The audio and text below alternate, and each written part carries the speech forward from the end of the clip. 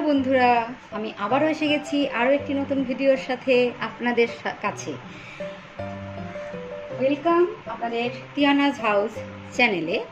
আজ আমি এনেছি কাতলা মাছ। এই কাতলা মাছ দিয়েই একটা এমন রেসিপি আজ দেখাবো যেটা করতে তো অবশ্যই খুবই সহজ আর খেতে দুর্দান্ত।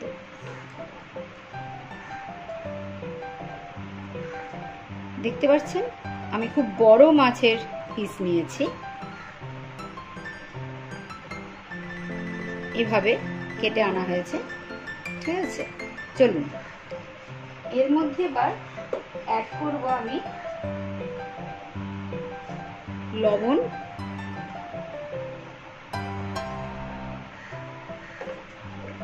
আর হলুদ।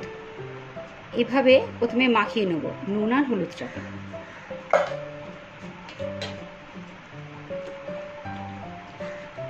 ভালো করে পরিষ্কার করে কিন্তু মাছটাকে ধুয়ে নেবেন। কথায় আছে জানেন তো, আমার ঠাকুমা বলতেন, মাছ ধুইলে হয় মিঠা আর মাংস ধুইলে হয় রিঠা। সেই কথাটা মনে রেখেই খুব ভালো করে মাছ যখন ধুই ভালো করে ধুয়ে নিই, বুঝেছেন? আপনারাও ঠিক এই কথাটা মনে রেখেই মাছগুলোকে খুব ভালো করে পরিষ্কার করে ধুয়ে নেবেন, তবে দেখবেন মাছ রান্নার স্বাদটা আরো বেশি ভালো হবে। আমার তো এই নুন হলুদ মাখানো হয়ে গেল দুপাশেই। এবার এভাবে আমি 10 মিনিট রেখে দেবো, তারপর আমি ফ্রাই করে নেব মাছগুলোকে।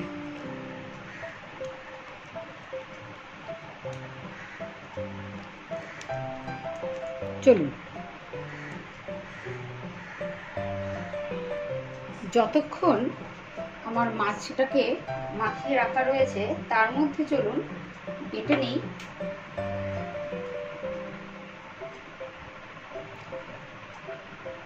পেঁয়াজ,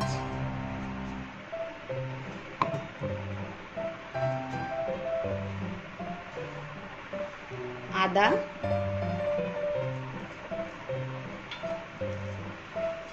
এখানে আমি অল্প আদাই নিয়েছি, আর অল্প কটা রসুন। সবটাকে এবার আমি পেস্ট করে নেব। আচ্ছা, এখানে আমি একটা কাঁচা লঙ্কাও দিয়ে দেবো। যেহেতু আমি এখানে শুকনো লঙ্কার গুঁড়ো ইউজ করব, সেই জন্য কাঁচা লঙ্কা একটাই দিলাম। আমরা ঝালটা একটু কমই খাই, আর আপনারা যে যেমন ঝাল খান সেই বুঝে ঝালটা দেবেন। কড়াইকে ভালো করে গরম করতে দিয়েছি।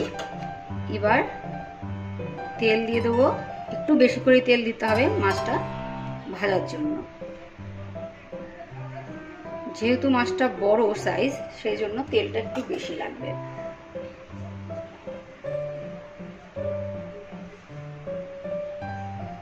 তেল একটু ভালো করে গরম করে নিতে হবে। এভাবে দেখে নেবেন তেলটা যেন খুব ভালোভাবে গরম হয়ে যায়, কারণ ভালো করে গরম তেল না হলে কিন্তু মাছ খুব ভালোভাবে ভাজা যায় না, লেগে ধরবে কড়াইতে। তো সেই জন্য সেই দিকটা একটু খেয়াল রাখবেন। তেল গরম হয়ে গেছে, এবার আমি এক এক করে মাছগুলো ছেড়ে দেবো।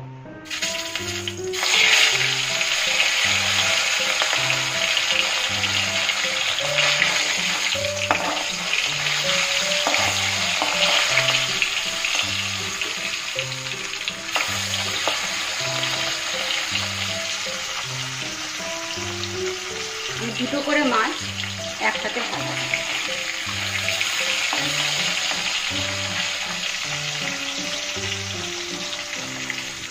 আঁচটা অবশ্যই ভাজার সময় একটু বাড়িয়ে রাখবেন, আর মাছটা একটু ব্রাউন কালার হয়ে গেলেই মাছটাকে তুলে নেব।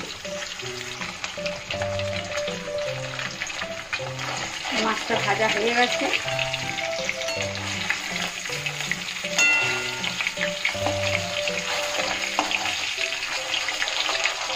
খুব বেশি করে কড়া করে ভাজবেন না, হ্যাঁ, হালকাই ভাজা হবে। খুব বেশি মাছ ভাজলে মাছগুলো তো শক্ত হয়ে যায়, তখন একদম ভালো লাগে না খেতে।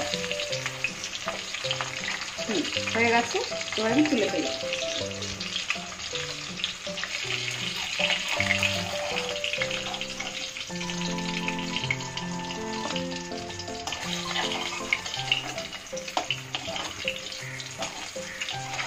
কেমন হয়েছে ভাজাটা সেটা আমি তুলে দেখাচ্ছি আপনাদের।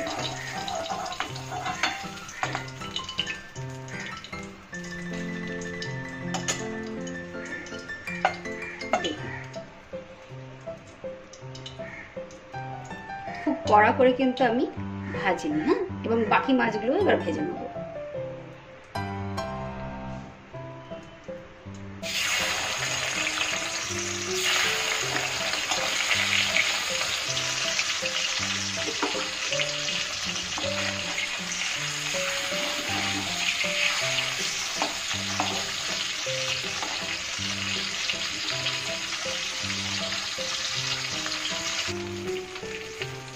এই দেখুন মাছগুলো আবারও ভেজে ফেলেছি, বাকি যেগুলো ছিল সবকটাই ভাজা হয়ে গেছে।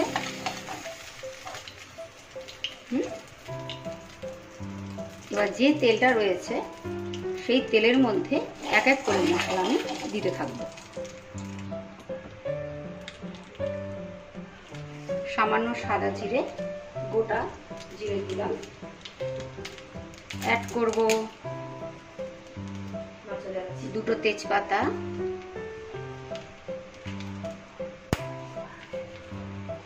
শুকনো লঙ্কা,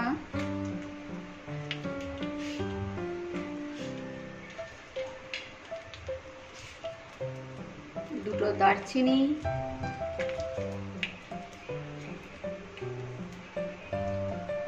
চারটে লবঙ্গ আর তিনটে এলাচ। এলাচগুলোকে এভাবে আমি খুলে নিয়েছি। একটা এলাচ পড়ে গেল।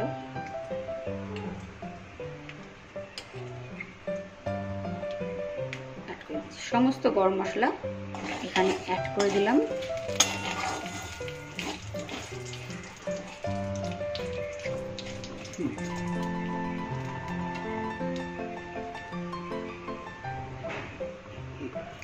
এবারে যে আদা রসুন পেঁয়াজ পেস্ট করেছিলাম সেই পেস্টটা আমি দিয়ে দেবো। এখানে মোটামুটি 2 চামচের মতন পেস্ট হয়েছে আমার।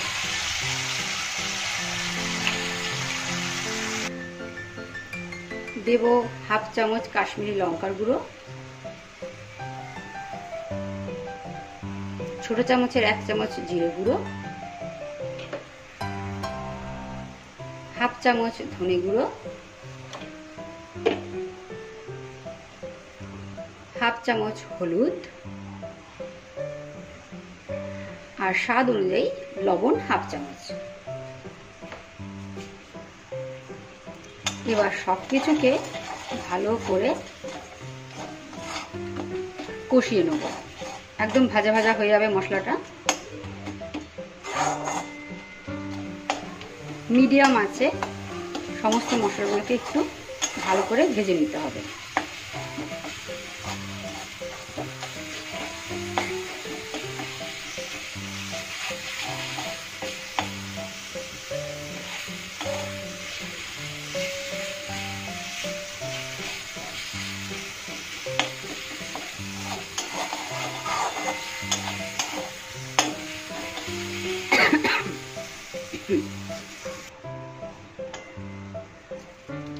মশলাটা ভাজা যখন হয়ে গেছে তখন এর থেকে বেশ তেল বেরিয়ে আসছে। এবার এতে অ্যাড করে দেবো দই।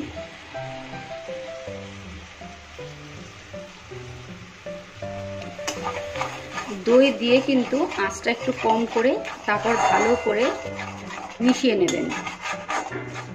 দই দিলে কিন্তু একটু সাবধানে করতে হয়, কারণ না হলে দইটা কিন্তু কেটে যাবে এবং কন্টিনিউ এটাকে এভাবে নেড়ে যেতে হবে যাতে দইটা কেটে না যায়। তারপর ধীরে ধীরে আঁচটা বাড়িয়ে দিন।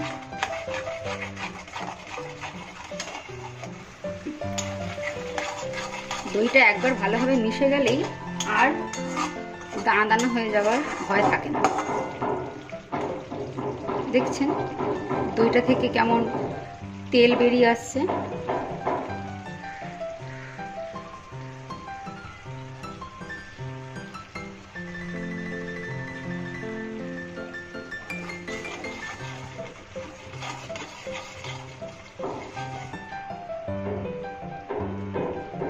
একদম তেল তেল হয়ে আসছে।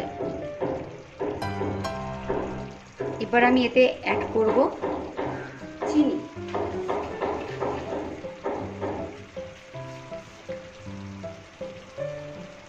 ছোট চামচের 1 চামচ।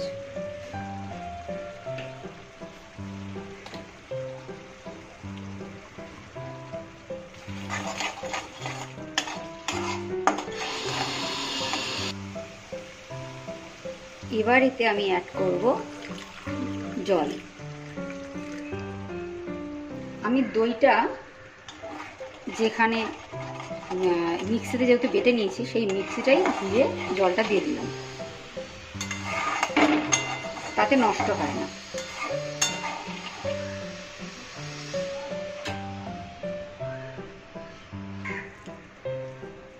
ঝোলটা ভালোভাবে ফুটে গেছে।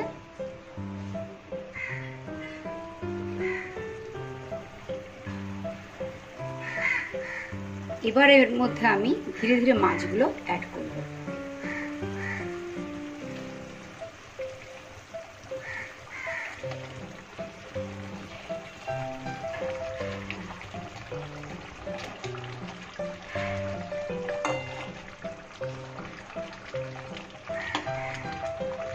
জল ততটাই দিতে হবে যেন মাছটা এভাবে ডুবে থাকে।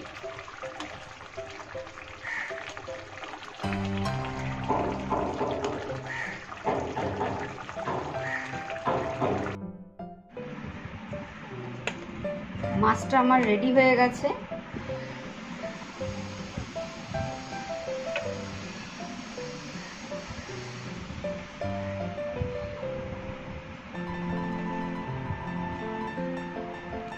দেখতে যেমন সুন্দর হয়েছে, খেতেও ততটাই ভালো হয়েছে।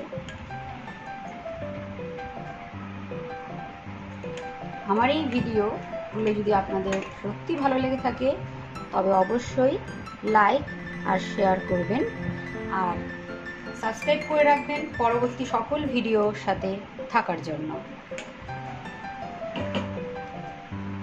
আজকের মতো এখানেই শেষ করছি ভিডিওটি।